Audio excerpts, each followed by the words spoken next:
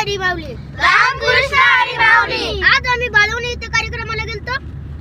आम्हाला येता उशीर झाला म्हणून आम्हाला ताईने हॉटेलमध्ये जेवायला नेलतं.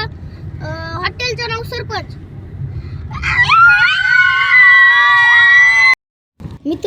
मित्रांनो, हे आहे हॉटेल सरपंच. आम्ही सर्वांनी इथे पोटभर जेवण केले व जेवणात होती पनीरची भाजी आणि रोटी. आम्ही सर्वांनी गाडीत येताना खूप सारी मस्ती केली. येलकोट येलकोट.